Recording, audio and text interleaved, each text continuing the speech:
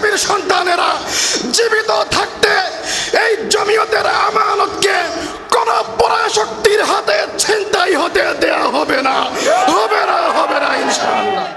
কুমিল্লা জেলা আল্লামা নূর হোসেন কাসেমী রহমতুল্লাহি আলাইহির তীর্থস্থান বাংলার মাদানী আল্লামা নূর হোসেন কাসেমী রহমতুল্লাহি আলাইহি, যিনি ছিলেন জমিয়তের নবজাগরণের অন্যতম স্বপ্নদ্রষ্টা, তার জন্মভূমি তীর্থস্থান হলো এই কুমিল্লা জেলা। আল্লামা নূর হোসেন কাসেমী রহমতুল্লাহি আলাইহি আমাদেরকে যে আমানত দিয়ে গিয়েছেন এই জমিয়ত, এই আমানতকে রক্ষা করার দায়িত্ব আমাদের সকলের।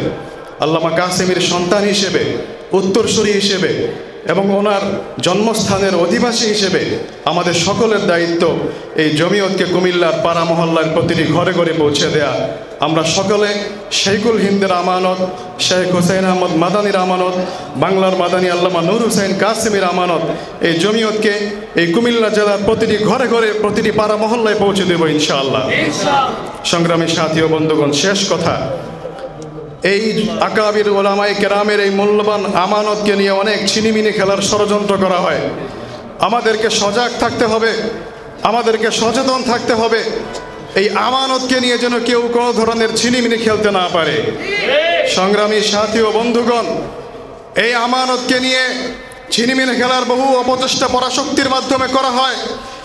এই আমানতের দিকে চোখ রাঙিয়ে তাকা হয়।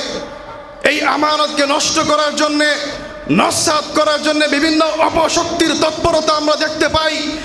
এই আমানতকে ছিনতাই করার বহু অপচেষ্টা করা হয়। আমি পরিষ্কারভাবে বলতে চাই, শেখুল হিন্দের সন্তানেরা থাকতে, শেখ মাদানির সন্তানেরা জীবিত থাকতে, আল্লামা নূর হোসেন কাসেমীর সন্তানেরা জীবিত থাকতে এই জমিয়তের আমানতকে কোন পরাশক্তির হাতে ছিনতাই হতে দেয়া হবে না, হবে না, হবে না ইনশাআল্লাহ। নাসরুম মিনাল্লাহি ওয়া ফাতহুন করিম।